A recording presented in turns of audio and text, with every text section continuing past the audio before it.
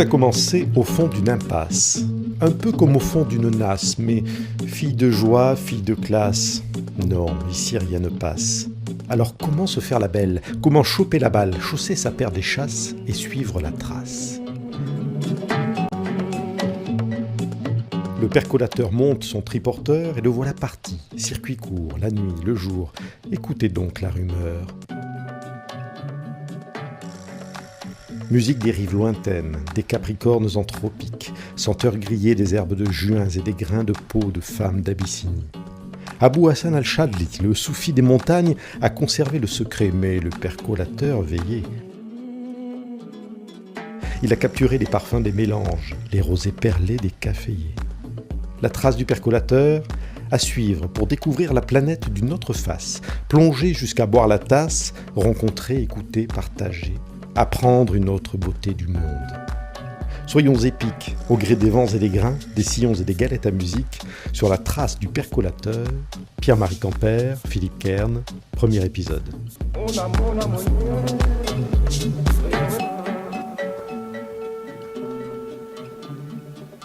Bien, bonjour Pierre-Marie, alors le percolateur, c'est toi? C'est moi, oui. Nous allons découvrir comment est né ton concept, comment il grandit, comment il navigue dans de nouveaux espaces jusqu'à inspirer cette capsule, ce podcast radio. À côté de toi, Sylvain Panis. Bonjour. Vous êtes le directeur de la médiathèque du Grand Narbonne. Et c'est là que nous nous trouvons aujourd'hui, puisque le percolateur, on l'a suivi, il a garé son triporteur juste à côté du bureau du directeur. Et puis Pierre-Marie tenait absolument à votre présence pour ce premier épisode, car vous avez su être curieux, attentif et bienveillant en étant l'un des tout premiers à soutenir son projet. Luc Brémaud, oui, vous êtes membre, je crois, de Vélocité. Vélocité, c'est une association qui aura 3 ans cette année et vous essayez de promouvoir la pratique du vélo et des déplacements doux dans le Narbonnais. Vous êtes là aussi parce que le percolateur, il a bâti son concept en développant toute une réflexion, je crois, autour de la meilleure façon de se déplacer. C'est ça. Avec un triporteur électrique. Un peu de déplacement doux. Un peu de déplacement doux. Alors Pierre-Marie, avant que tu nous racontes un peu ton histoire et les péripéties de ton projet, oui. Et qu'on écoute quelques sons que tu as glanés un petit peu partout sur la planète, eh bien, on avait envie de te suivre, puisque le projet de cette capsule, c'est de suivre la trace du percolateur. On est allé te retrouver il y a 2 jours dans la cour du conservatoire, où quelques artistes plasticiens, des photographes et puis des épicuriens de passage sont tombés sous le charme du percolateur, de la musique et des parfums du café. Sur les traces du percolateur. Couleur café. Quand on arrive dans la cour du conservatoire, on voit un établi à roulettes, on va dire que c'est ça. Une sorte d'établi à roulettes, alors on sent que ça n'a pas été acheté chez Ikea déjà. C'est un truc plutôt fait maison, et avec quand même une certaine maîtrise. Il y a de la ferronnerie là, c'est fait quand même dans les règles de l'art tout ça. Et puis c'est bien calculé, tout est à sa place. Donc il y a les vinyles dans une cagette sur la gauche, des CD, des petits présentoirs pour voir qu'en ce moment, le percolateur est en train de... Ah, il a craqué sur les éthiopiques. Je vois ça, c'est mis en tête de gondole, tiens, on va dire un gros mot. Et puis après, il y a toute la partie café, bien sûr, avec cette fameuse machine, ce percolateur. Alors pour le café frappé, je sers un double expresso. Voilà. Et est-ce que vous voulez du sucre avec? J'ai du sirop de canne. Ok. Je sens que je vais pas dormir de sitôt à mon avis. Non mais en plus avec la musique on se sent vraiment ailleurs quoi, ça donne une bonne ambiance quoi. Alors là, pour la musique, on est dans les Antilles, en Guadeloupe. Les Vikings de la Guadeloupe, c'est un groupe, une sorte de collectif qui a toujours fait de la musique depuis la fin des années 60. Et donc là, en l'occurrence, c'est une petite compilation qui est sortie là, en 2016. Et donc du coup, on a une série de ce qu'ils ont fait de 66 jusqu'à 2016. Voilà, avec cette idée que voilà, les Antilles, c'est pas que la musique commerciale qu'on a pu entendre, et c'est des influences à la fois caribéennes, surtout le bassin caribéen, des influences africaines, et puis aussi l'influence du jazz et de la musique contemporaine qui est venue jusque dans les Antilles forcément. C'est Vous vraiment- connaissiez le percolateur? Je l'avais vu passer sur Facebook, je crois. Je l'ai vu passer, mais après, non, j'avais jamais goûté, jamais vu le monsieur. Mais vous pouvez revenir au conservatoire, ça leur fera du bien. Bonne fête de la musique. Alors Philippe Taka, dès qu'il se passe quelque chose de bien. Ah bah ouais, je suis là, moi. Taka. Ah ouais, je te le fais, moi. Tu m'interviews, je le fais, je suis là, moi. Alors le percolateur, on est sur la trace du percolateur. Tout à fait. Alors- Le percolateur, tu veux dire le type qui fait des cafés, quoi. Type qui fait du café, qui fait de la musique et qui se balade en triporteur, on a décidé d'être sur sa trace. Putain, j'adore, quelle initiative. Ouais, oui, c'est une initiative Et extraordinaire. regarde, Mais tous les un artistes, lascar. tous les un lascars autre sont- lascar. Les lascars du soir sont là alors que le soleil n'est pas Espoir. encore couché. Ah yes. Christophe Alix, bonjour. Monsieur Philippe Kern. Très heureux de vous retrouver devant le percolateur. Je savais que le percolateur sortait chez nous. Ouais, c'est la première édition d'un podcast sur la trace du percolateur qui sera enregistré demain à la médiathèque.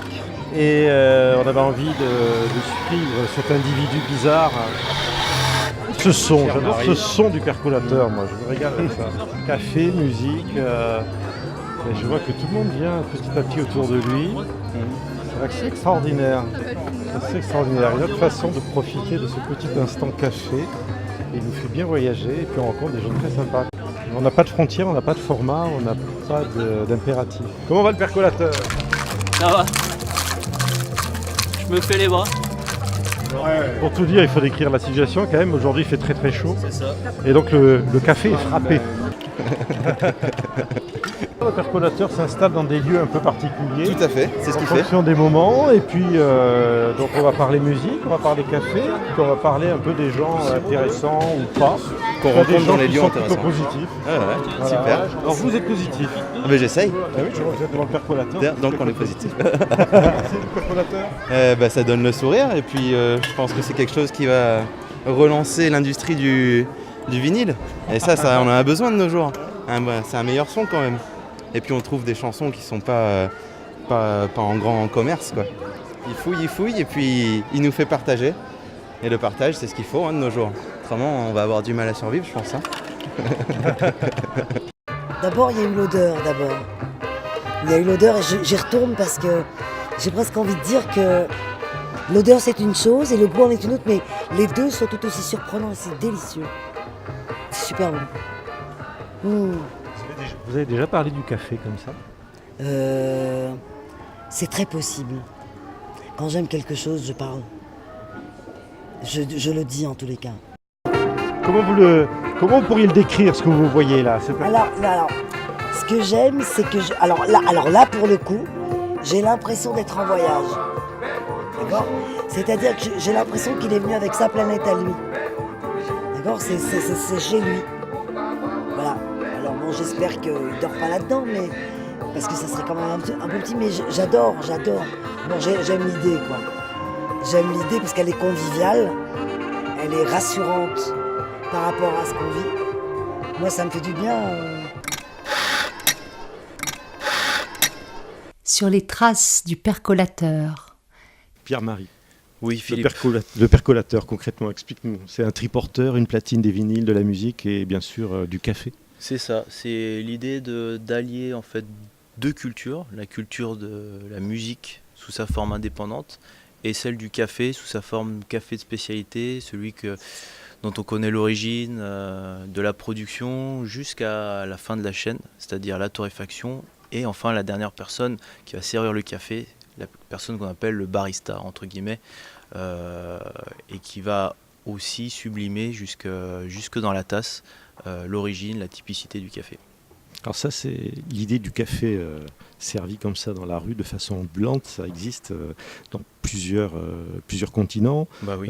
en Amérique du Sud, en Afrique, et puis même en France. Je crois qu'au XVIIIe siècle, c'était à Paris, à Lyon et à Marseille. Il y avait énormément même de torréfacteurs dans la rue. Tout à fait, et puis c'était la grande mode. D'ailleurs, Bach s'en est un peu moqué dans une de ses pièces pour justement montrer à quel point le café avait emporté un engouement et qu'on est allé surtout s'amuser à le planter un peu partout sur toute la ceinture tropicale, puisqu'à l'origine il était endémique d'Éthiopie, et comme aujourd'hui on peut le voir avec le palmier à huile, à l'époque c'est le café qu'on allait porter par tous les continents.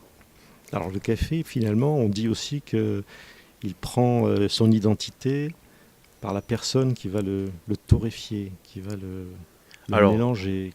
En particulier, c'est un peu comme pour le vin, c'est-à-dire qu'il y a le viticulteur qui va prendre soin de ses raisins, qui va aussi vinifier et prendre soin du jus. Et donc là, c'est la même chose pour le café. Il y a le producteur qui va prendre soin de ses grains, de ses cerises de café. Il va aussi les sécher, prendre différentes méthodes pour le sécher. Et puis, à la suite de ça, une fois que ça arrive jusque dans l'atelier de torréfaction, le torréfacteur va identifier, prendre en compte l'origine de ce café et se dire tiens, je pourrais faire tel type de torréfaction. Celui-là va plutôt accepter une torréfaction légère, on va développer des arômes fruités, on va garder un peu d'acidité, de sucrosité. Et puis il y en a d'autres origines, on va s'amuser à pousser un peu la torréfaction et aller griller un petit peu ses sucres, partir sur le caramel, le pain grillé, aller chercher de l'amertume. Voilà le rôle un peu du torréfacteur, et en tout cas c'est là aussi où il est artisan et où il va choisir vraiment, en tout cas donner tout son sens au café. Alors ça, c'est une passion qui vient d'où? Parce que, je peux dire que tu as 31 ans? C'est ça, Ouais. tout à fait. Tu viens de Rennes? Rennes, je suis né à Rennes. En fait, je suis descendu à Toulouse il y a 10 ans pour faire des études en géologie, et qui m'ont amené ensuite dans le vin, dans le monde du vin, où je me suis spécialisé dans l'étude des sols viticoles. Et puis récemment, quand j'ai commencé à monter ce projet autour de la musique, puisque vraiment le pivot autour de ça c'était la musique, j'ai cherché un produit convivial, et puis j'ai cherché à simplifier aussi l'aspect administratif et l'aspect financier. Donc j'ai écarté un peu le vin, et sous les bons conseils d'une personne, d'un commerçant narbonnais, j'ai fait une petite formation dans le café, et je me suis rendu compte que tout ce qui m'avait intéressé dans le vin, cet intérêt pour l'origine du sol jusqu'au verre, on pouvait le retrouver dans le café. Et par chance, on est en train de vivre en ce moment une époque en France d'intérêt pour le café. Il y a un marché qui se développe pour le café de spécialité, la torréfaction fine. Les gens sont habitués à déguster du vin, du fromage, et donc ont déjà des clés de compréhension du langage de la dégustation, des arômes. Et donc du coup, on est prêt aujourd'hui à accepter la même chose pour le café, à s'intéresser à la foultitude de choses qui existent et aux différentes origines. Et quand on va porter ce projet, alors pour le faire vivre, on vous regarde comment? Qu'est-ce que te disent les gens, les premiers interlocuteurs? Ils disent moi je vais partir dans la ville avec mon triporteur, je vais vendre du café et faire écouter de la musique. Alors, il peut y avoir des blocages et des déblocages, et souvent c'est les plus inattendus. Et donc l'année dernière, en tout cas, voilà, si aujourd'hui on est à la médiathèque, et donc je pense que c'est vraiment un lieu moteur dans le projet, dans sa version initiale, parce que au début le projet je voulais le monter dans un local commercial, et on s'était rencontré avec l'équipe et Monsieur Panis pour parler du métier de disquaire, de sa place dans la ville. Et il y avait un intérêt, l'idée a germé, et moi j'ai porté mon projet, il a évolué vers sa version ambulante. Et puis je commençais un petit peu début janvier à me dire est-ce que je vais vraiment la faire cette version ambulante? Et puis j'ai eu un déclic en me disant mais en fait il faut que je retourne à la médiathèque, on va en discuter. Et c'est vrai que là pour le coup, il y a eu ce déclic et cette ouverture à la possibilité de proposer quelque chose de nouveau, de casser un peu les codes, et de proposer dans un lieu de culture la culture de la musique et la culture du café. Et ça, c'est une rencontre personnelle donc avec Sylvain Panis, directeur de la médiathèque du Grand Narbonne. Quand Pierre-Marie arrive et vous dit moi je vais faire de la musique de la médiathèque. Moi, je me souviens quand on était gamin, qu'on allait dans une bibliothèque, une médiathèque, c'était chut, on avait peur de faire grincer les chaussures. Et là, je vois 2 enceintes posées, je vois la platine, les vinyles. Et oui, vous avez Qu'est-ce qu'on raison. se dit? Et oui, effectivement, on a toujours cette image des bibliothèques comme lieu d'études et donc comme lieu de silence. En réalité, les bibliothèques, que ce soit en France ou à travers le monde, elles ont évolué. Elles ont beaucoup évolué suite notamment à Internet. Internet propose désormais en ligne des collections en quantité phénoménale. Et la question se pose, mais à quoi bon aller dans une bibliothèque si tout est en ligne 24 heures sur 24 depuis chez soi? Donc les bibliothèques ont réfléchi à ça et se sont dit, quelle est notre plus-value par rapport à Internet? Et la plus-value, c'est des espaces de travail, évidemment, toujours, ça on ne le remet pas en cause, mais aussi des espaces de détente, des espaces d'échange, des espaces de convivialité. Et donc les bibliothécaires se sont transformés de plus en plus en architectes d'intérieur et aussi en animateurs et en médiateurs. Voilà. Et la plus-value des bibliothèques, ce sont des nouveaux espaces et une relation humaine qu'on ne trouve pas forcément ailleurs dans une ville. Les bibliothèques sont devenues un de ces rares espaces complètement ouverts. On y entre sans avoir à montrer patte blanche, couvert, protégé. C'est un carrefour, c'est un endroit où on peut se rencontrer justement et au lieu de faire silence, on peut échanger. Exactement, voilà. Désormais, on a ces espaces aménagés où le public peut discuter, échanger, se retrouver, rencontrer d'autres usagers, mais aussi des auteurs, des artistes et des dispositifs innovants. Et là, Pierre-Marie, quand il est venu, évidemment, on était un peu sceptique au départ parce que malgré tout, diffuser de la musique dans les espaces, proposer des boissons. Oui, interdit de manger. Voilà, susceptible de salir la moquette, mais ça laisse songeur.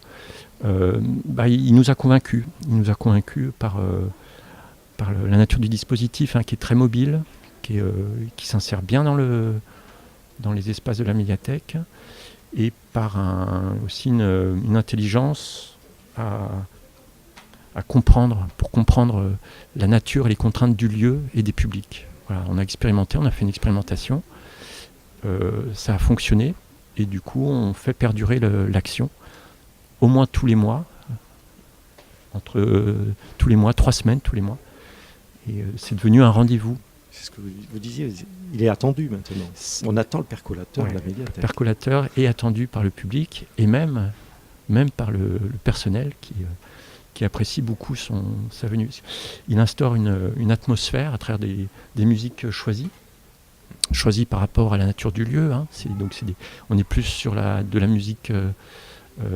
alors je dirais d'ambiance, c'est peut-être pas le terme. Mais là, il va être fâché là, si on dit non, moi c'est un mot que j'utilise aussi. C'est vrai qu'on aurait tendance à dire que l'ambiançage c'est un peu de la musique d'ascenseur. Mais en fait non, pas tant que ça, parce que déjà à chaque fois qu'on propose une musique d'ambiance, elle est liée à un projet, à l'histoire d'un artiste. Et donc c'est là aussi où les gens vont venir poser une question. Et même si on est dans quelque chose d'assez doux, on crée une bulle. Il y a une musicalité, il y a un projet musical derrière tout ça. On n'est pas dans une musique d'ambiance d'ascenseur standardisée. Voilà, c'est surtout ça. On peut faire de l'ambiançage non standardisé. Avec du sens. Voilà, c'est ça. Avec du sens, exactement. Et l'une des raisons pour lesquelles on a voulu expérimenter et faire perdurer cette action, c'est qu'il y a un aspect culturel fort. C'est pas la pure consommation. C'est une offre qu'on trouverait difficilement ailleurs ou autrement. Il y a une médiation sur les boissons elles-mêmes, sur le café. Il y a tout un discours, une histoire, un vocabulaire. Et donc Pierre-Marie, à chaque fois qu'il propose, qu'il sert un café, il explique aux personnes quelle est l'origine, quelle est la spécificité de ce café. Et puis évidemment, les musiques ne sont pas des musiques qu'on entend forcément sur les chaînes radio grand public. Donc c'est des sélections, il y a des thématiques, et le percolateur connaît bien la musique qui diffuse. Donc on a un aspect culturel fort qui est cohérent avec l'offre de la médiathèque. C'était difficile de s'adapter? C'était un jeu? Comment tu as fait ton affaire? J'ai l'impression que le projet, que ce soit dans toutes les contraintes physiques qu'il a pu avoir pour le déplacement et les contraintes liées au lieu où je m'installe, les choses se sont faites pas à pas et sans vraiment avoir à se retrouver confronté à un blocage bien net. Les choses sont faites naturellement dans l'installation. Le premier essai, on l'avait fait dans un lieu un peu différent de la configuration actuelle dans laquelle on est aujourd'hui. Donc voilà, on s'est adapté un peu aussi aux différents espaces. Ensuite, non, ça s'est fait assez naturellement, d'une certaine manière. Et après, c'est un peu comme quand, par exemple pour la musique, donc, on revient un peu sur cette idée d'ambiançage, mais dans la même configuration, enfin, pour une personne qui mixe, un DJ ou une personne qui passe de la musique, on va se rendre compte quand il y a un malaise, assez rapidement. Et d'ailleurs, moi ça m'arrive souvent, à un moment je passe de la musique et je sens un petit malaise parce que je vois qu'il n'y a pas un retour. Et ben voilà, ici c'est un peu la même chose, c'est-à-dire qu'on passe une musique bien précise.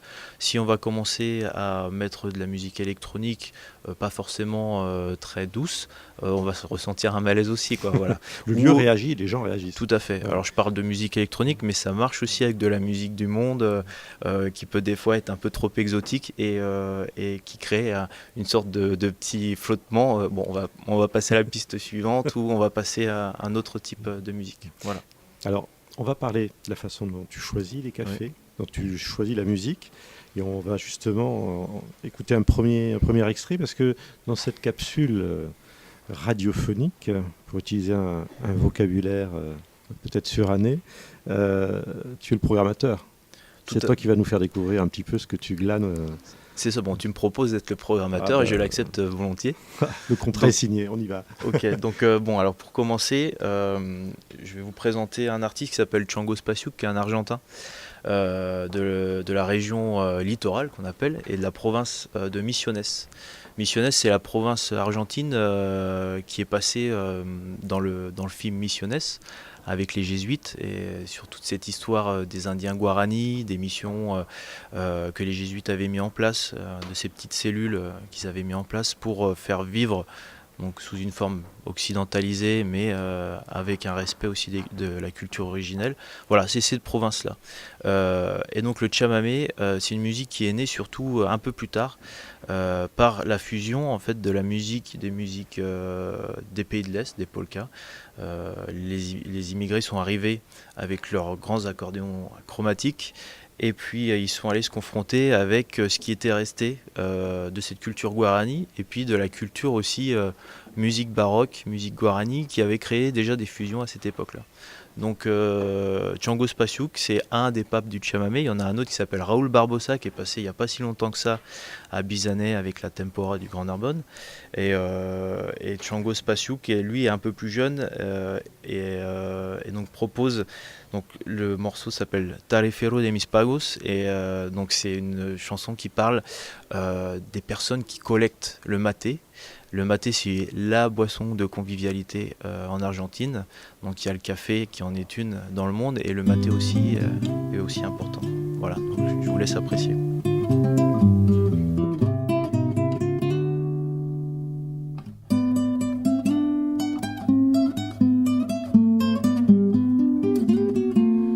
Empezó la zafra y la madrugada te ha de encontrar allá en el yerbal, ponderando el filo de tu machete en un zapucay, lindo de más. La esperanza verde que la tijera pone a tus pies es reflejo fiel de la tierra roja, fecunda y hermosa que te vio nacer, empapado de sudor o tiritando de frío. Cargas el guaita raído del sino que Dios te dio. En tu día mi canción quiere llenarte de halagos, tarefero de mis pagos, orgullo de mi región. Tarefero de mis pagos, orgullo de mi región.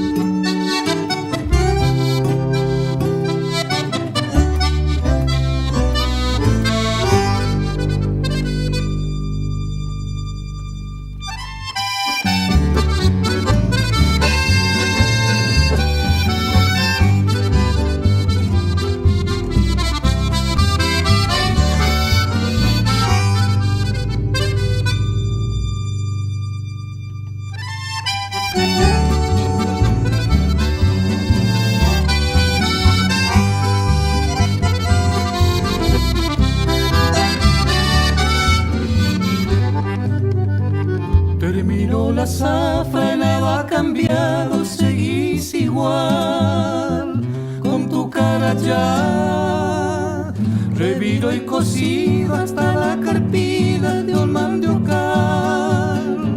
o algún maizal. Con cambito seco prendes de nuevo otra ilusión en algún galpón, y tu llama ardiente será confidente de tu corazón. Qué fácil te acomodas con donadas y pellones en el galpón de los peones, o al calor del barbacoa. En tu día mi canción quiere llenarte de halagos, tarefero de mis pagos, orgullo de mi región. Tarefero de mis pagos, orgullo de mi región.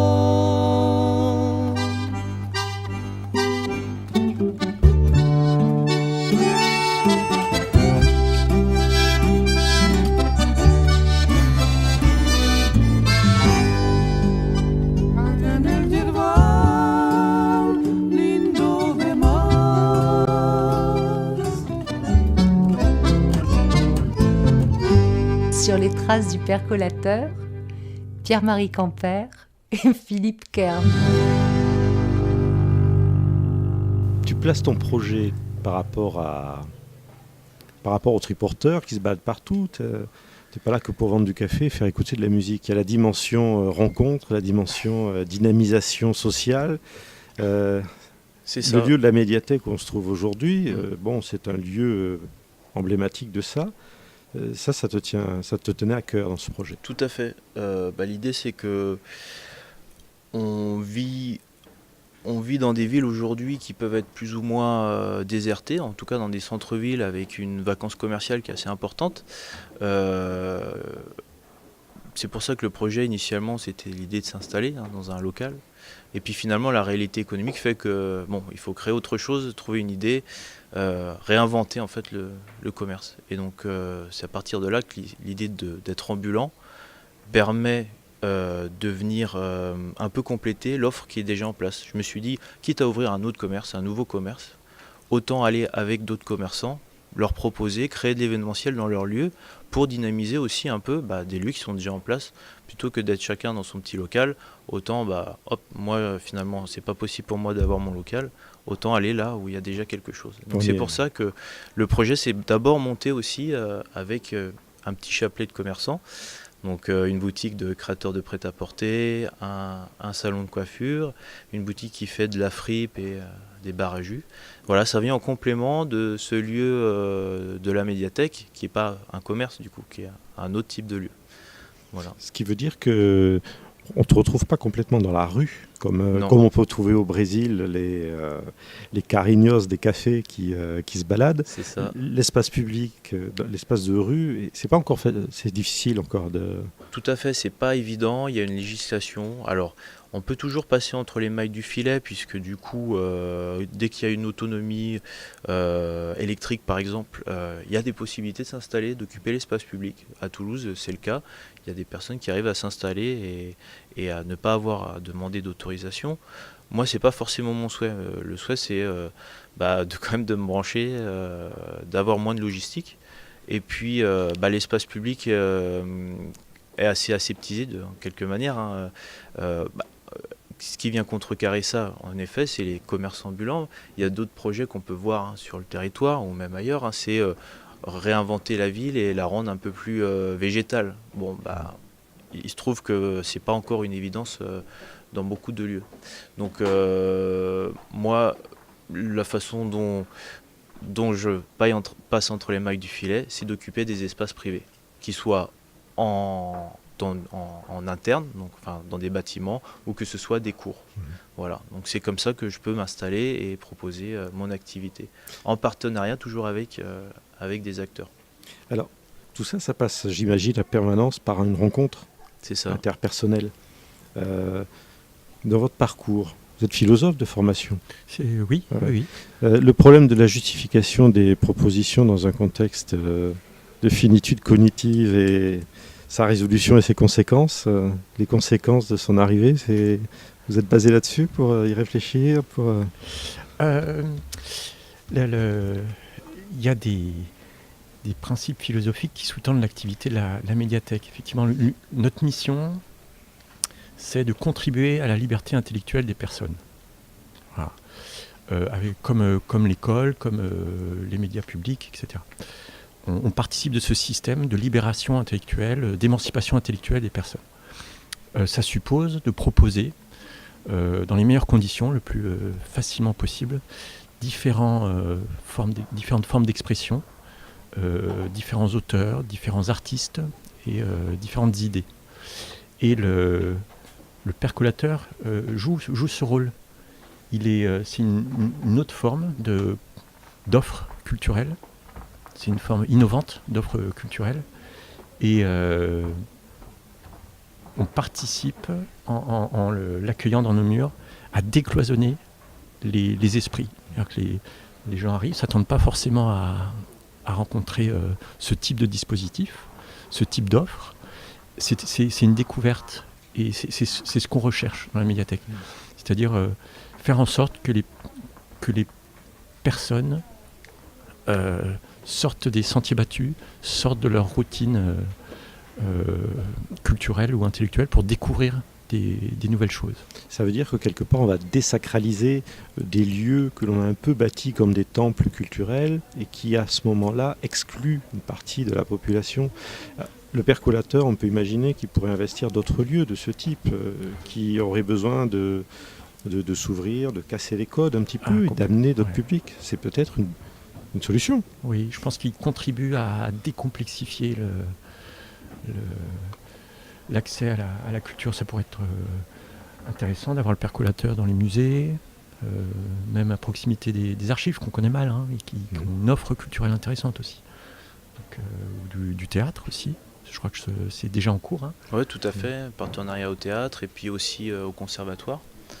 Où là, l'idée vraiment, c'est de proposer cette sélection musicale qui peut être en lien avec les différents projets des professeurs, mais aussi de proposer des choses un peu nouvelles, ou des fois, voilà, des musiques peut-être un peu moins cloisonnées ou un peu plus improvisatrices, ou voilà, ce genre de choses. Puis on l'a vu le jour de la fête de la musique, quand le percolateur était dans la cour du conservatoire, il y avait une sacrée convivialité qui se créait. Les gens venaient autour du café, voulaient savoir ce qu'on passait comme musique. Et puis il y avait surtout des sourires sur les visages. Les gens étaient contents presque de se dire mais on peut se parler, quoi. C'est ça, on peut se génial. parler. Ouais. Le décloisonnement intellectuel des personnes passe évidemment par la découverte de nouvelles formes d'expression, mais aussi par cette mixité sociale à laquelle participe le percolateur. Effectivement, c'est un vecteur de rencontre. Ouais. Jazz, Antilles, l'esprit du moment là, justement. Le percolateur, il sent quoi là dans l'atmosphère ? Ce qu'il sent, c'est que ce que j'ai senti récemment, dans le projet, il y a eu plein de choses, surtout celle de se créer une culture, de créer un fond, que ce soit dans les bacs que dans le fond de sa tête. Et quand je suis arrivé à Narbonne il y a 3 ans, j'avais pris, je voulais mieux connaître la musique électronique. Bon, depuis que j'ai monté le projet, c'est un peu différent.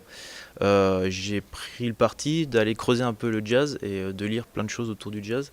Voilà, donc récemment dans un magazine, il y avait un article sur un artiste qui s'appelle Jean-Claude Moredon, qui est percussionniste, batteur, qui est d'origine antillaise et qui a toujours été dans des projets, il a participé à beaucoup de projets pendant toute sa carrière, sans jamais avoir un projet à son nom. Et son fils a mis 10 ans à le convaincre à créer son propre projet. Donc là, aujourd'hui, je vous présente un morceau qui s'appelle Diamant H2O, qui est le titre éponyme de l'album. Et voilà, je vous laisse découvrir. La particularité, c'est que voilà, on a de la percussion, une batterie très jazz, mais très tournée vers les formules rythmiques qu'on peut connaître aux Antilles.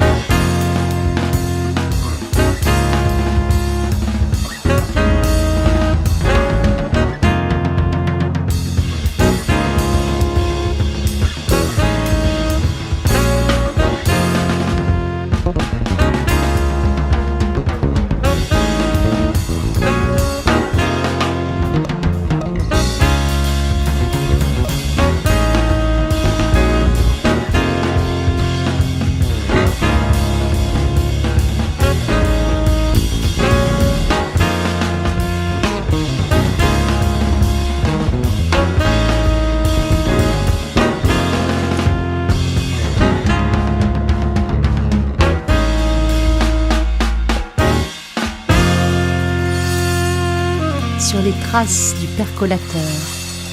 Couleur café. Alors, le percolateur, c'est de la musique, c'est du café, Du café, et c'est un sacré triporteur.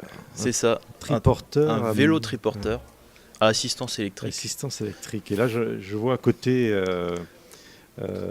Luc, qui ouvre de grands yeux.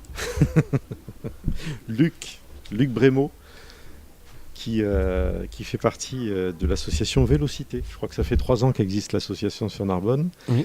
Et votre objectif, vous, c'est d'essayer de promouvoir un petit peu un mode de déplacement doux qui permet de respecter un petit peu l'environnement déjà, parce que je crois que la pollution, la consommation énergétique des transports, c'est à peu près 32% de nos dépenses en consommation énergétique en France, donc c'est déjà pas mal.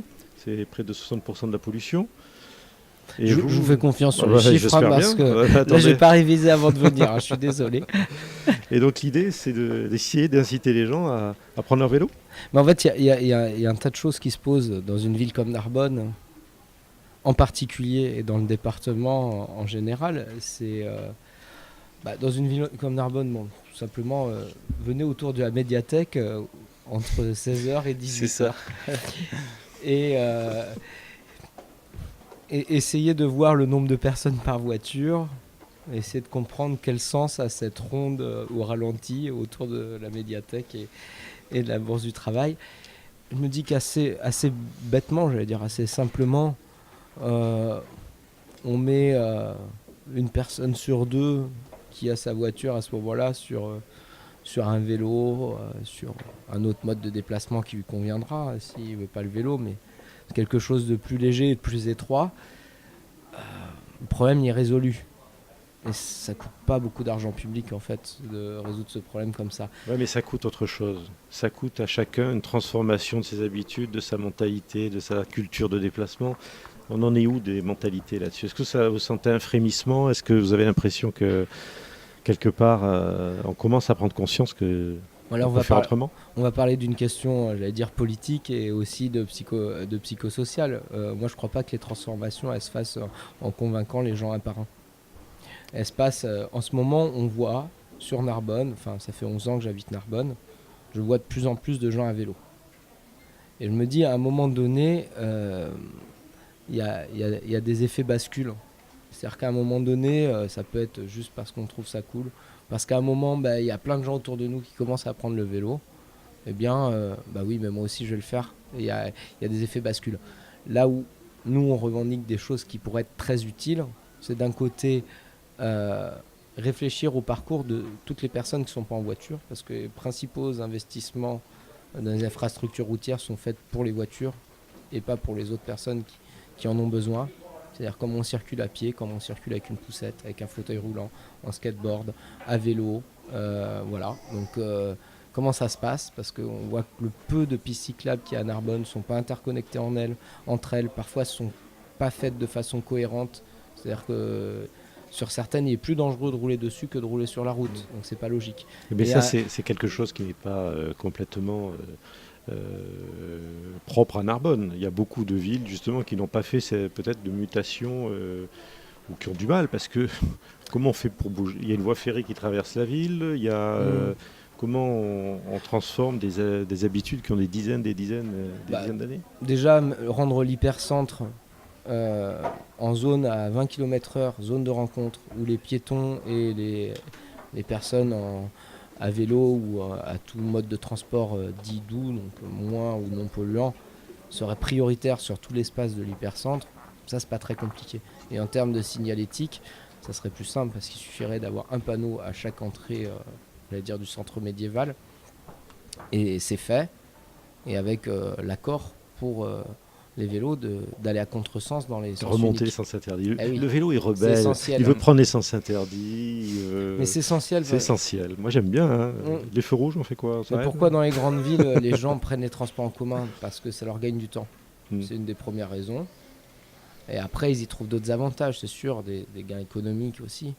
Et du plaisir, c'est possible ou pas dans tout ça? Du plaisir. Parce qu'on n'en parle pas. On gagne du temps. Alors s'il faut pédaler plus vite pour gagner plus vite, arriver plus vite, on est toujours dans l'hyperactivité.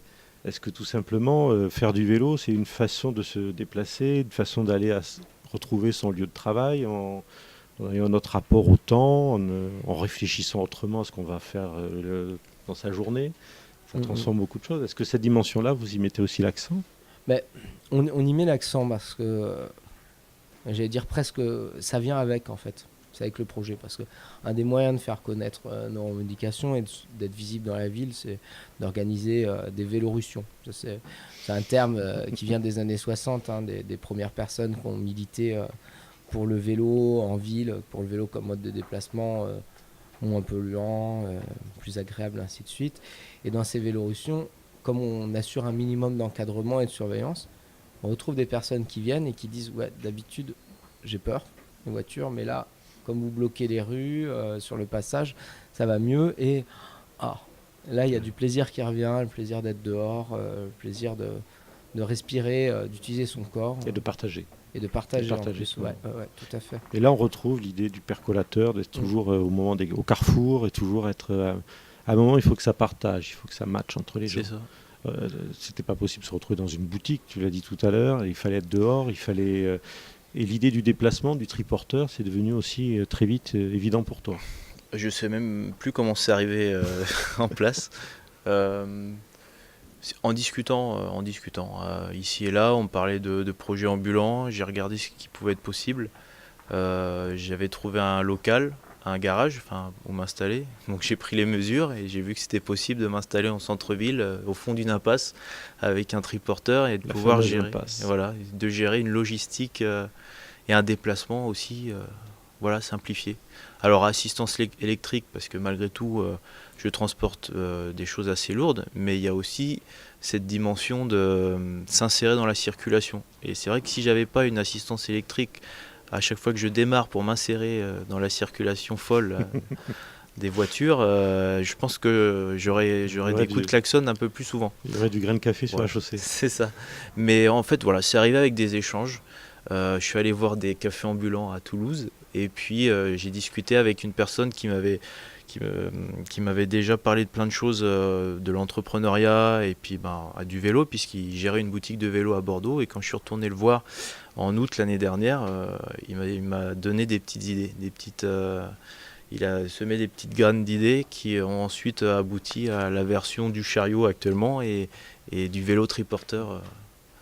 Voilà. On s'aperçoit tout au long du parcours que c'est une sorte... tu as picoré des idées, il a fallu... c'est les rencontres, c'est une sorte de réseau un peu qui apparaît, qui n'était pas présent au début, c'est un peu magique, c'est comme dans les dessins de Walt Disney, il y a le pont qui apparaît au fur et à mesure que l'on marche. Voilà, c'est un peu moins évident, c'est un peu moins facile. Quand on le raconte, c'est toujours facile, c'est sympa. Mais tout à fait, c'est des rencontres et puis l'idée de se dire, alors on s'est pas vu depuis 3 ans, c'est pas grave, je pense que là c'est le moment de se revoir et de rediscuter des choses dont on avait déjà discuté 3 ans auparavant. De garder le contact, c'était le cas aussi pour la médiathèque, 1 an après se dire, le projet a évolué. Ça a été comme ça pendant 1 an et demi et jusqu'à ce que ça aboutisse à une version qui n'est qu'une étape. On ne sait pas ce que ça va devenir. Tout à fait. Aujourd'hui, il y a un podcast radio qui se raccroche là-dessus. Et puis bientôt ce chariot sur lequel tout le matériel est installé. En fait, à la base, il a été créé pour s'installer sur le châssis du triporteur, du vélo triporteur. Aujourd'hui, je déplace mon matériel dans le coffre du triporteur. Mais très rapidement, ce chariot va s'installer sur le châssis, ce qui veut dire que je vais pouvoir me déplacer normalement avec une partie du matériel, peut-être sur une configuration café, peut-être que sur le disquaire, la partie disquaire. Dans tous les cas, l'idée c'est de pouvoir que l'activité s'épanouisse dans sa globalité, mais en tout cas de pouvoir déplacer un maximum de matériel de façon simple et finalement rapide, puisque tu arrives avant moi à la médiathèque. C'est ça, en plus. Alors on est parti du même endroit, je suis arrivé bien 20 minutes après toi. Et que j'en suis parti aussi après toi. J'ai eu le temps de faire d'autres choses entre-temps. Oui, d'accord, ok, j'ai perdu ma journée. D'accord. Alors, on va parler café, et avant ça, on va écouter justement... Allez, donc on va enchaîner sur sur le thème du café dans la musique. Et après, enfin, on parlera de la musique dans le café. Voilà, ou inversement, je sais plus trop où. En fait, voilà, l'Éthiopie c'est le pays endémique du café et c'est un peu une chose, la musique éthiopienne, c'est une chose que j'ai vraiment découverte avec le projet. Des petits coups de cœur que j'ai eu vraiment au démarrage, là, il y a quelques mois. Et donc j'ai creusé, j'ai trouvé des choses, et en particulier grâce à des radios, en particulier FIP, qui a une super sélection, des émissions qu'il y a aussi sur France Inter. Donc aujourd'hui, là, ce que je présente, c'est le projet d'un groupe parisien de musique éthiopienne, de jazz éthiopien, entre guillemets, qui s'appelle Arad Kilo, et qui a sorti un album là en fin d'année, non c'était l'année dernière déjà, qui s'appelle Nouvelle Fleur. Nouvelle Fleur, c'est le nom, la traduction française de Addis Abeba. Donc ce groupe s'est créé en 2008 et leur dernier album, ils sont allés là-bas pour aller choper un peu l'atmosphère d'Addis Abeba, de l'Éthiopie, de ce pays un peu magique finalement pour les gens qui écoutent ce genre de musique. Ça crée une sorte de de mysticisme, une sorte d'envie. On fantasme l'Éthiopie à travers cette musique. Et donc, moi j'ai commencé encore peut-être il y a 6 mois, je fantasmais pas autant ce pays-là, mais en mixant la musique, le café. Donc là aujourd'hui, le morceau, c'est un morceau avec Mamani Keita, qui est une artiste malienne. Voilà, donc il y a les cuivres, les percussions qu'on reconnaît dans la musique éthiopienne, et puis il y a cette fusion, il y a cette sensibilité à la fois occidentale et africaine. Avec un clin d'œil pour l'Afrique enchantée de nos amis d'RFI.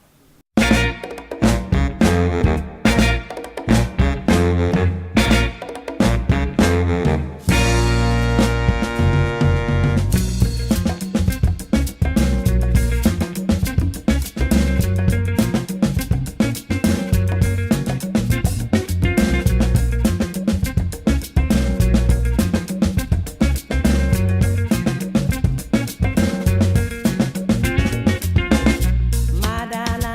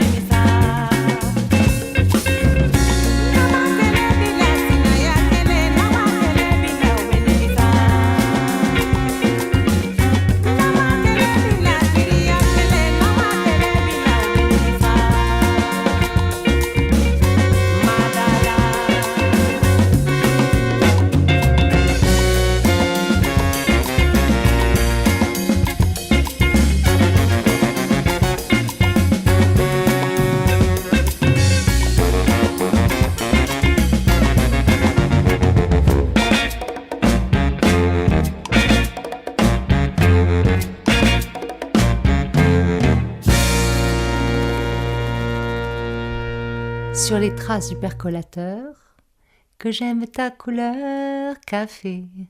Sur la trace du percolateur, épisode 1. Pourquoi sur la trace du percolateur ? Parce qu'on avait envie de recueillir la parole, les témoignages, mettre en lumière les projets de tous ceux qui veulent redonner un peu de couleur plus humaine et bienveillante à notre planète, des créateurs, des artistes, des ouvriers, des entrepreneurs, des hommes, des femmes qui agissent, qui rêvent, qui dessinent et qui au bout du compte inventent un monde peut-être plus solidaire et plus fraternel. La musique y a une grande place. La boisson, le café, ça fait partie de cette alchimie qu'a créé le percolateur pour faire se rencontrer toutes ces personnes un peu aussi épicuriennes, qui sont curieuses, qui ont envie d'apprendre, de goûter. Le café, je vais poser la question à Sylvain Panis. Le café, vous en aviez une idée avant de rencontrer le percolateur ? Vous en aviez une culture personnelle ou pas du tout ? Personnellement, pas du tout. Je ne suis pas consommateur de café au quotidien et même je bois très peu de boissons chaudes, régulières comme ça.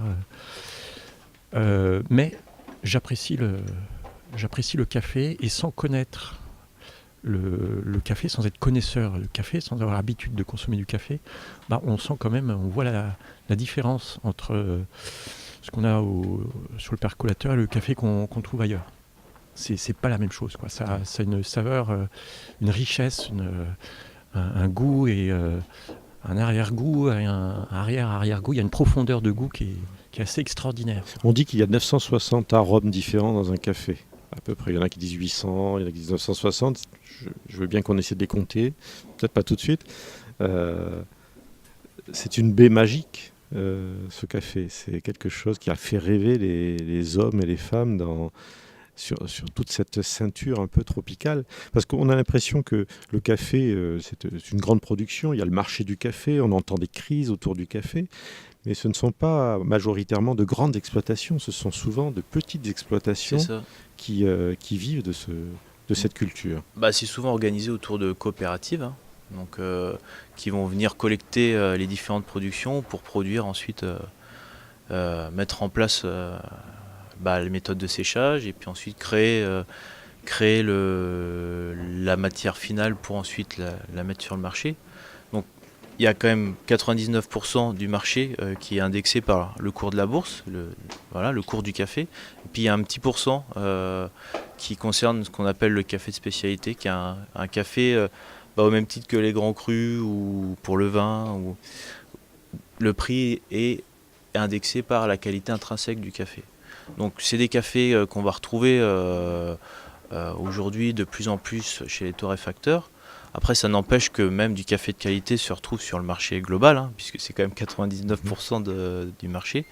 Donc voilà. Donc, ce qui est assez intéressant, c'est de pouvoir aussi pouvoir rencontrer des torréfacteurs, des importateurs de café vert, qui ont cette démarche-là d'aller à la rencontre de ces petits producteurs, de ces coopératives qui se mettent en place qui ont créé une sorte d'alternative au marché global et donc du coup ces torréfacteurs et ces importateurs qui vont faire venir ces cafés de qualité pour les faire connaître. Où tu te situes dans cette chaîne-là ? Comment tu choisis tes mélanges ? Comment tu fais ? Alors moi je suis tout au bout. C'est-à-dire que c'est la même chose pour le café, la musique, je suis au bout et avec ma sensibilité, je vais choisir en lien avec ce que me propose le torréfacteur. Donc c'est eux qui ont vraiment, dans le fond, la connaissance. C'est eux qui connaissent leurs produits. Il y en a certains qui travaillent en direct avec les producteurs. En particulier, le café que je vais passer ce week-end à la médiathèque, c'est un café d'Esperanza Café, qui est un torréfacteur parisien, qui vient d'ouvrir un atelier aussi à Barcelone, et qui fait partie d'un réseau de torréfacteurs européens, 11 torréfacteurs européens, qui travaillent en direct avec les producteurs, donc qui importent eux-mêmes en fait. Et donc ils ont fait leur gamme, ils ont une gamme, et on échange, et ils me disent voilà, tel café il aura tel profil aromatique, tu pourras le travailler de telle façon. Et moi derrière je dis je suis dans tel endroit, je vais peut-être pouvoir proposer quelque chose d'un peu foufou. Parce que tu adaptes carrément ton offre de café et la qualité du café, ces arômes à l'endroit où tu te trouves. Ce qui se dessine là, après 4 mois d'activité, c'est que oui, on peut adapter en fonction du lieu, en fonction de dans quel contexte. Ici, il y a un contexte, on prend le temps. J'ai le temps de bien expliquer le café. Si jamais il y a des réticences, si jamais il y a un petit défaut dans l'extraction, je vais prendre le temps aussi de la corriger. Et puis, par exemple, sur un festival où il va y avoir un peu plus de rush, je vais partir sur un café qui sera un peu plus traditionnel, mais qui va quand même proposer quelque chose d'assez nouveau. En tout cas, il y aura une finesse dans le travail de torréfaction qui me permettra de proposer quelque chose de différent. Moi, je me retrouve au bout, donc mon rôle, ça va être de l'extraire correctement, parce qu'un café, même s'il est super en cerise, super bien séché, super bien torréfié, je peux le casser, le flinguer. Et ce que j'ai vu quand on te voit préparer ton café, mais on se croirait dans un stand de Formule 1, au gramme près, la moulure, la finesse du grain, le temps de passage. Alors on a des petits indicateurs pour fixer en fait le profil aromatique. C'est-à-dire qu'on va se fixer toutes les variables, presque toutes, parce qu'il y en a certaines qu'on ne peut pas maîtriser. Donc ça va être la mouture, le temps d'extraction, la dose d'eau qu'on va mettre dedans. Et on va goûter.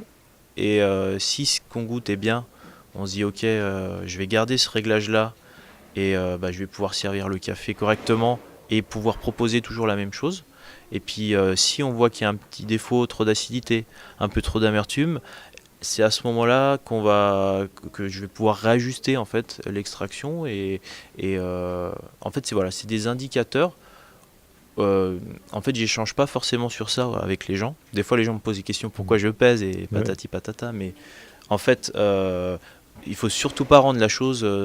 En fait, à mettre tous ces indicateurs déjà à carte sur table aux gens qui viennent déguster, c'est un peu là aussi flinguer tout le plaisir de la dégustation. Donc, faut découvrir. C'est laisser ça. Une marge de découverte et puis c'est d'imagination et de rêve. Voilà, emporter les gens dans une découverte aromatique et que eux derrière puissent se dire tiens je goûte ça. En fait, ne pas les influencer dans ce qu'ils vont déguster, juste donner quelques clés, donc que ce soit sur l'acidité, l'amertume, mais après sur les différentes notes, que ce soit des notes florales, fruitées, des notes de choses un peu plus caramélisées, voilà.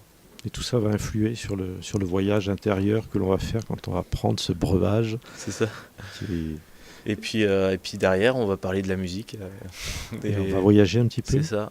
Allons-y. Alors, fais-nous un petit voyage musical à partir du café. Alors, pourquoi pas ? Alors, à partir du café ou pas. On est libre de faire ce qu'on veut. Là, on part un peu d'une chose un peu plus électronique. Ouais. Un projet qui s'appelle African 808. C'est un projet autour d'une boîte à rythme qui s'appelle la TR-808, qui était une boîte à rythme, qui est toujours une boîte à rythme hyper plébiscitée dans la musique électronique, et avec un petit peu de collecte de sons africains. Il y a un tropisme africain dans plein d'arts, et dans la musique on le trouve un peu partout, et dans les musiques électroniques en ce moment ça sort dans tous les sens. Donc il y a des choses assez intéressantes. Donc là c'est un groupe allemand, c'est deux foufous qui se sont amusés à mettre en musique une boîte à rythme et des sons un peu à tendance africaine.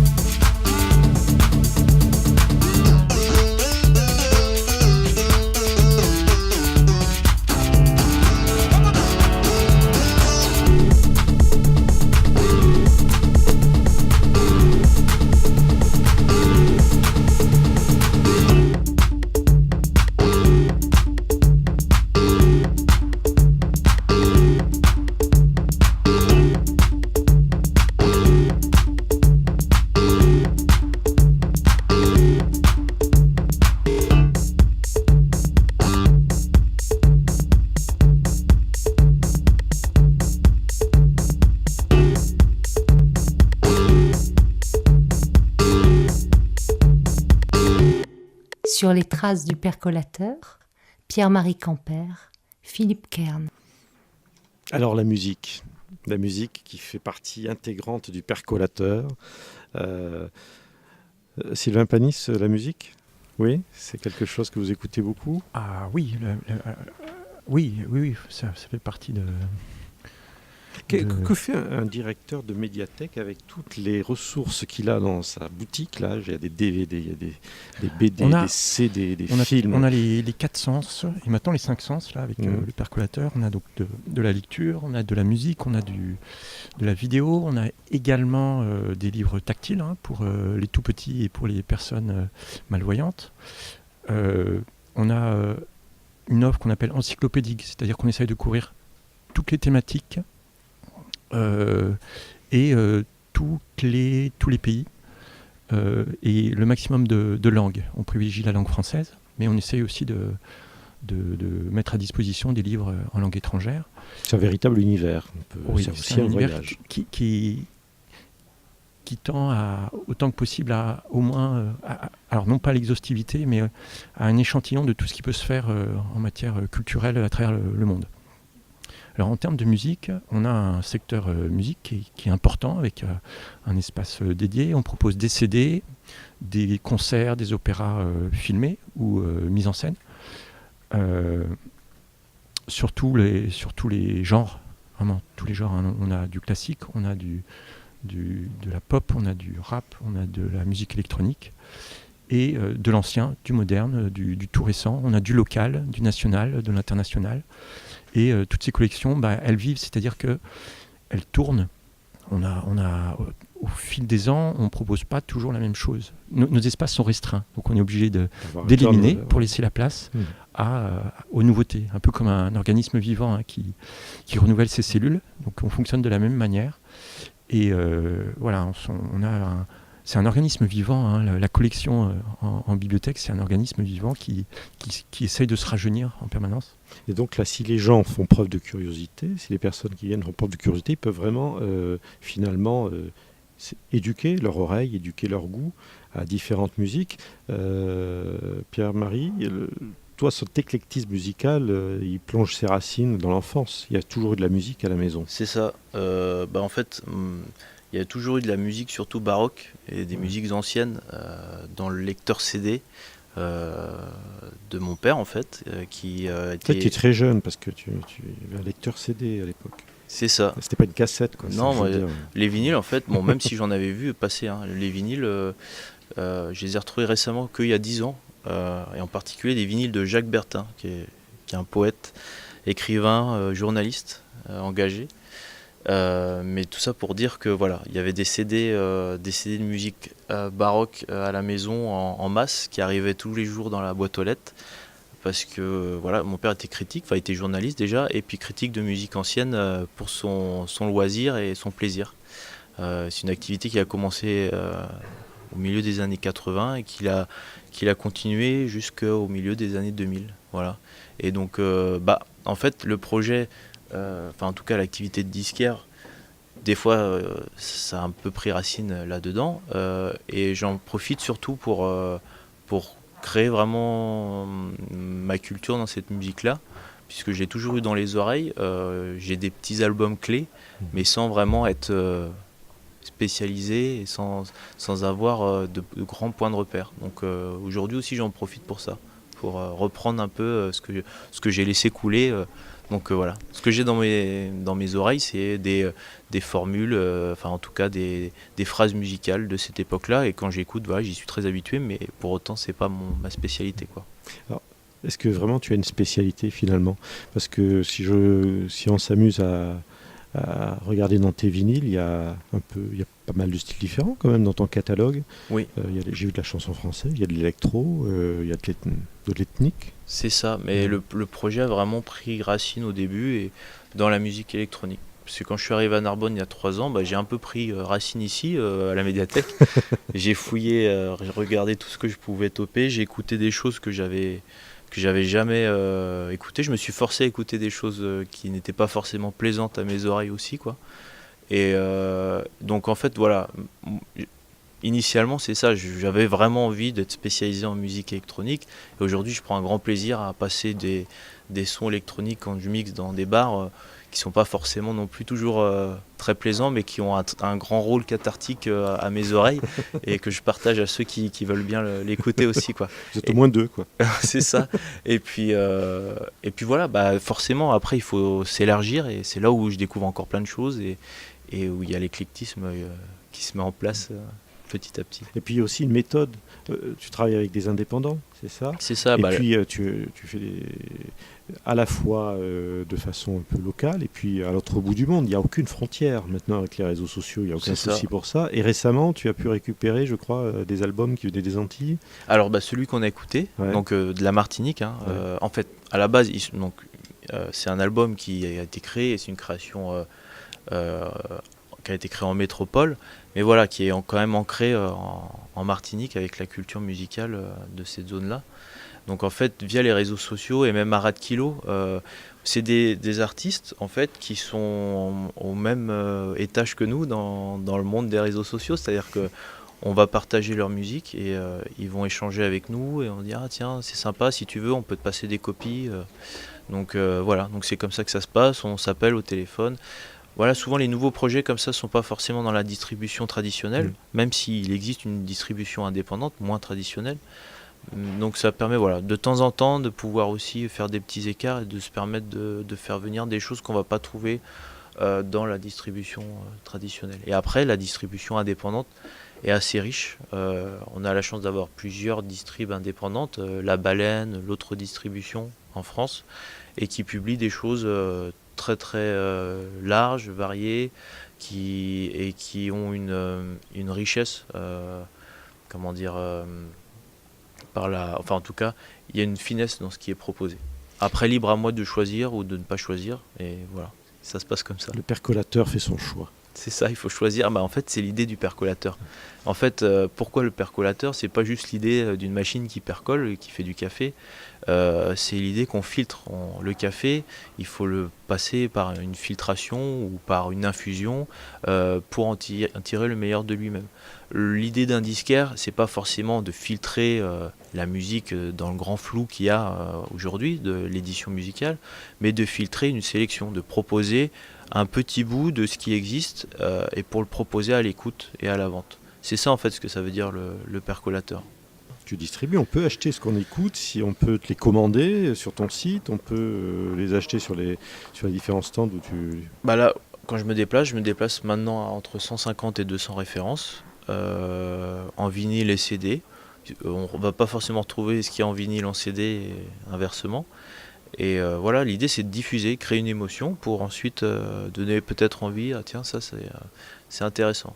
Ce que j'aime bien expliquer aux gens aujourd'hui, c'est que ok, on est dans une recherche pas forcément d'accumulation, on va pas forcément s'amuser à acheter un vinyle tous les 4 matins ou de la musique, mais on est un peu comme la consommation par exemple du vin, c'est-à-dire qu'on n'est plus dans une consommation de masse, on est dans une consommation plaisir, ça va être ponctuel et voilà, on achète une bouteille pour la déguster, elle a une histoire, le caviste va vous raconter une histoire. Et là c'est pareil, la musique elle raconte une histoire, la pochette, le moment où on l'achète et voilà, et ensuite on garde ce souvenir là et c'est ça aussi à quoi sert un disquaire. Où on retrouve le percolateur dans les prochains... Alors la toute prochaine date, bah c'est maintenant, c'est la médiathèque, le 23-24 juin. Quand on fera finir l'émission et tu vas animer la journée à la médiathèque. Ça, la nocturne et puis du coup samedi matin aussi, de 10h à 13h. Et ensuite à partir de... En fait j'ai une petite semaine un peu off, après avoir une semaine très chargée, et je pars à Lyon pour un festival de vin et de noise, donc ça s'appelle Wine and Noise au Périscope.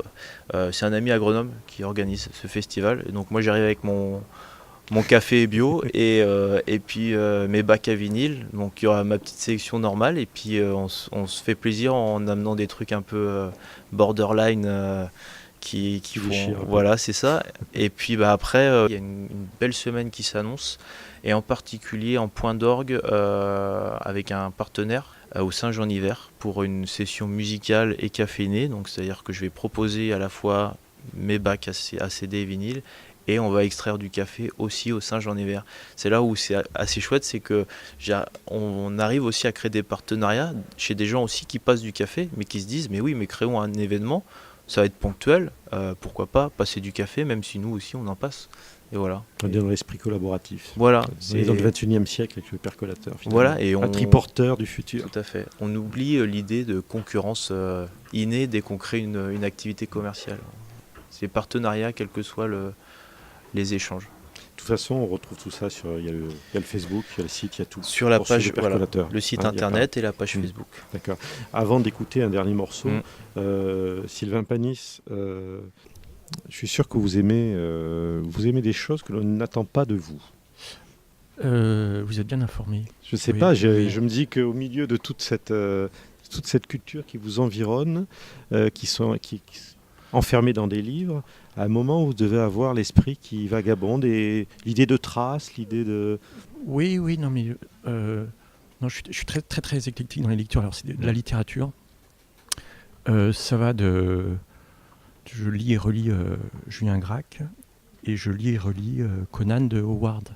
C'est extraordinaire. Enfin, Howard, par exemple, c'est un auteur totalement méconnu qu'on je l'espère, va redécouvrir très bientôt. C'est le but, c'est votre conseil pour cet été. Par exemple, et en termes d'essais, je lis beaucoup d'essais aussi dans tous les domaines. En fait, j'ai une pratique de lecture qui correspond un peu à ce qu'on trouve en lecture publique, quoi. C'est pas lié au métier, enfin, ce serait plutôt l'inverse, c'est plutôt mon tempérament qui m'a amené au métier de bibliothécaire en lecture publique, parce qu'il y a une diversité d'offres, de choix qu'on trouve difficilement ailleurs. Et moi, les lectures que je conseillerais là, il y a le rapport, cet essai de Frédéric Errand, c'est ça, Le Retour de la bicyclette, qui est venu à Narbonne il y a 2-3 ans. Pour les citoyens, les décideurs, les élus, c'est le document de référence sur la question. Et ça se lit avec grand plaisir. Vraiment, ça déboulonne des préjugés. Et je pense que c'est un livre intéressant et utile. Voilà. Littérature, oui, pourquoi pas relire un petit peu Conan de Howard dans sa toute dernière édition, puisqu'on a redécouvert les textes originaux il y a quelques années seulement. Voilà. Et en termes, pour les essais, un livre qui m'a marqué tout récemment et que j'invite à lire avec attention, c'est Les Diplomates de Baptiste Morisot. C'est un livre de philosophie, d'éthologie animale fondamentale, à mon sens, par un jeune universitaire et qui ouvre des perspectives en termes éthiques, politiques, vraiment fondamentaux pour notre temps. Votre tempérament, il vous amène où l'année prochaine ? Alors, oui, effectivement, j'ai un tempérament qui fait que j'aime la diversité et le changement. Donc, très bientôt, je vais quitter mes fonctions à Narbonne fin juillet pour partir vers de nouveaux horizons professionnels. À Lille, à la bibliothèque universitaire de Lille, bibliothèque universitaire de sciences humaines. Voilà, donc ce sera un environnement professionnel complètement nouveau pour moi et c'est ce que j'aime. Alors en général, quand les gens arrivent dans un poste, on les flatte, parce qu'on se dit c'est bien d'être avec le directeur de la médiathèque. Nous on ne se connaît pas, c'est la première fois qu'on se voit, vous partez, donc je peux vous dire librement que quand les gens me parlent de vous et de votre départ, il y a beaucoup de regrets dans leur voix et beaucoup de plaisir de vous avoir rencontré. Et je sais que Pierre-Marie était très heureux de cette rencontre parce que le percolateur, il a pris beaucoup d'essor grâce à vous. Donc faites des émules. Merci. Luc, à bientôt à vélo. À vélo, ouais. À pied aussi. Et puis il y a un site internet pour suivre les... Oui, on a un site internet, un blog et une page Facebook. D'accord, on suivra ça de près. Cité Narbonne. Oui, absolument. Vélocité Narbonne. Sur la trace du percolateur, on va écouter un dernier morceau, juste pour préciser que c'est de la radio, parce que nous on aime la radio, et pourtant il y a quelques images qui vont être sortis de cette première émission, parce qu'il y a un affreux Jojo et un ami cher qui s'appelle Stéphane Kowalczyk et qui a posé son appareil à détricoter le temps, à capturer le temps qui vit et qui passe. Et donc, il y a quelques images. Je suis content, on me voit de dos, mais vous êtes à l'image, ça me fait plaisir. Merci Philippe. Merci Stéphane. Qu'est-ce qu'on écoute pour conclure aujourd'hui? On parlait tout à l'heure de la musique baroque. Et donc, je voulais partager quelque chose que j'ai gardé assez longtemps avec moi. Ça s'appelle Il Fasolo. Donc, Il Fasolo, c'était un compositeur italien de l'époque baroque. Et en fait, Il Fasolo, ça veut dire haricot en italien. On ne sait pas grand-chose de ce compositeur-là. Il a été interprété par le Poème Harmonique, qui est un ensemble qui est dirigé par Vincent Dumestre. Donc voilà, c'est un ensemble qui a publié beaucoup de choses, qui allait fouiller dans les archives ici et là pour nous faire écouter la musique de cette époque-là. Et Il Fasolo, donc le morceau qu'on va écouter, c'est, alors je ne parle pas italien, mais la barchetta passeggera. Et donc c'est très commedia dell'arte. On est à Venise, on embarque dans une barque avec un Italien, un Français, un Anglais. Et voilà, il y a toutes ces langues-là qui viennent se rencontrer dans un registre baroque. Il faut suivre la trace du percolateur. On voyage beaucoup.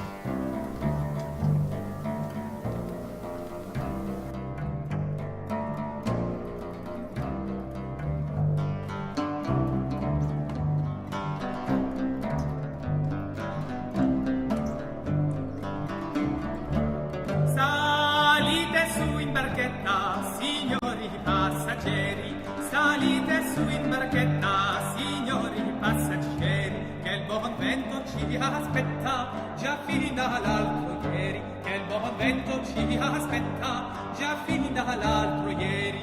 Con la noi regge il timonzamento, Scarpi tira la scotta, scattozza, attaccherò, poi me la fiasca è rotta.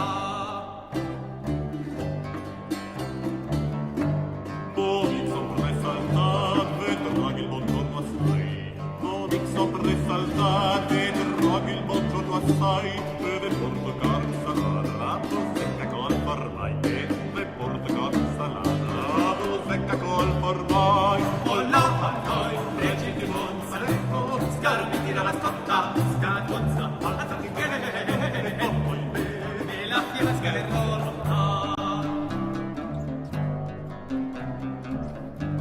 Mi starvo un compagnon, portar gioche macaron, mi starvo un compagnon, portar gioche macaron, e borracchia de vivon, per far vera Monfiascon, e borracchia de vivon, per far vera Monfiascon. Vola a noi, reggi di Monsaletto, Scarpi tira la scotta, scatozza, portata del ghetto, poi me la fiasca è rotta.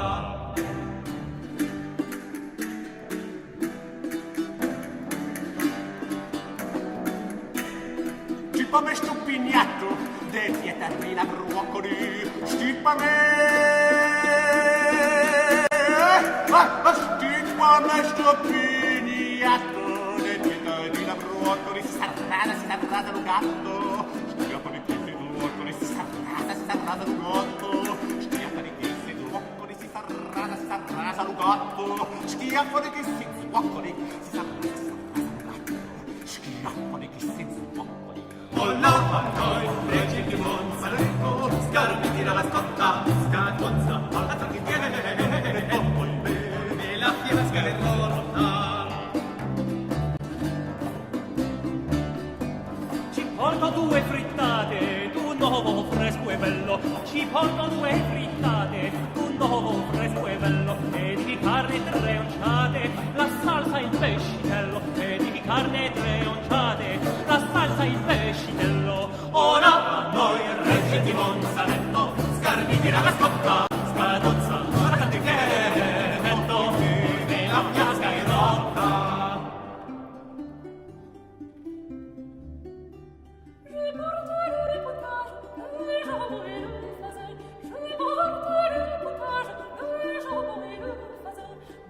Je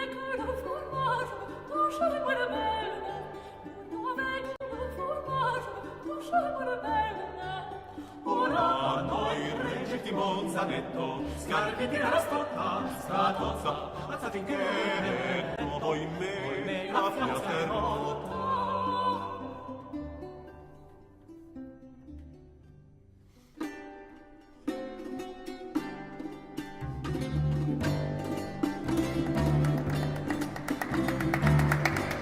Los puercos asados no van a dar más suaves. Los puercos asados no van a dar más suaves. Trabajadillos y pescados, bandido y muy bien grais. Trabajadillos y pescados, bandido y muy bien grais. Ora a noi regge di Monza detto, scarpi di la scotta, scatozza, alzati in che, poi me la fiasca è rotta.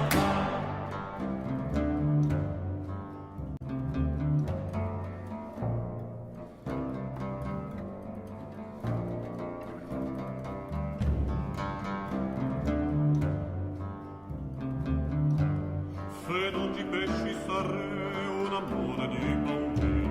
Se non ci pesci sarei un amore di buon vin. Gatta fura pura semice, porta in rose mie. Gatta fura pura semice, porta in rose mie. Ora a noi regge di Monza detto, scarpiti dalla scotta, scatozza, alzati che, poi me la fiasca è rotta.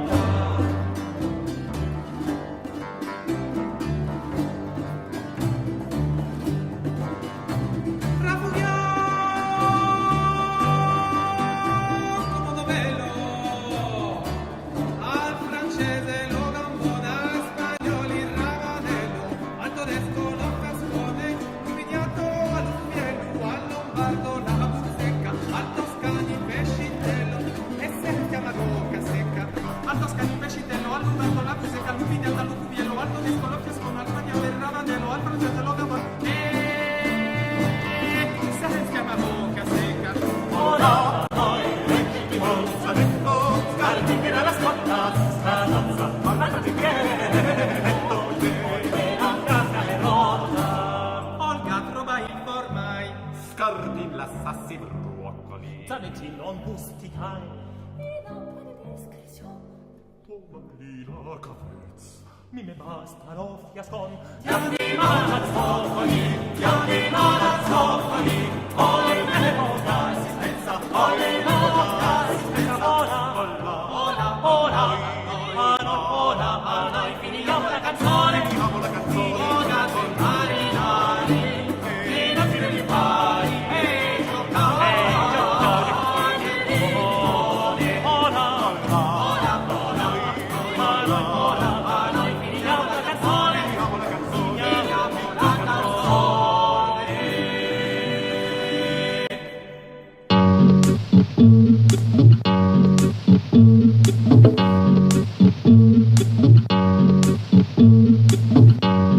Le percolateur reprend déjà la route. Vous pouvez le suivre sur ses pages Facebook, Instagram, Twitter.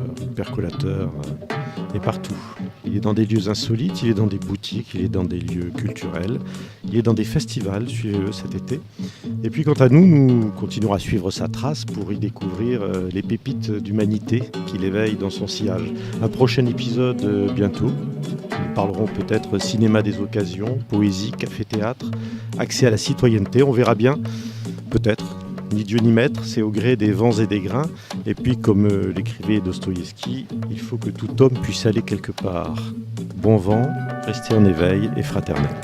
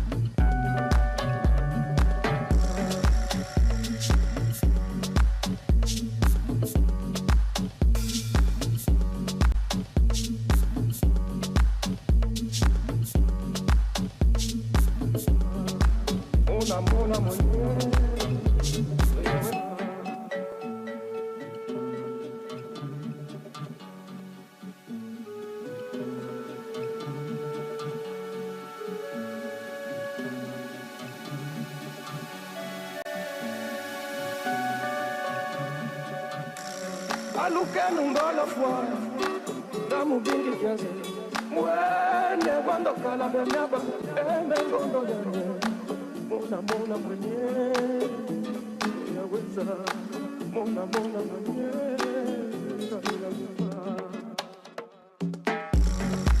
Mona mona mwenye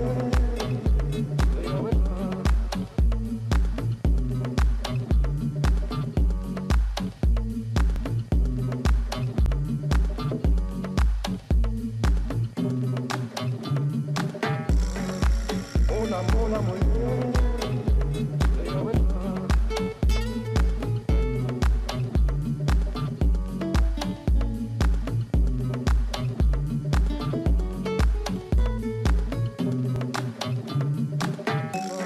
Alukenu ngolo fwa Namu bingi kiasi Mwene wando kala benyaba Eme ngondo yanye Mona mona mwenye Yaweza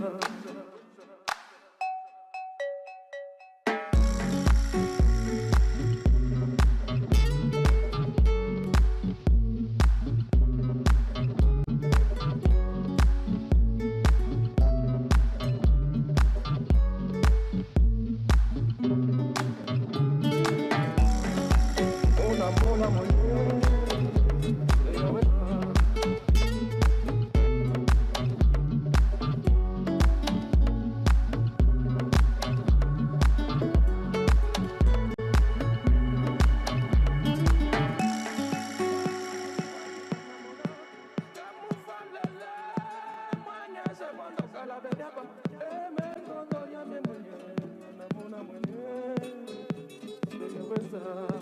Mona mona mwenye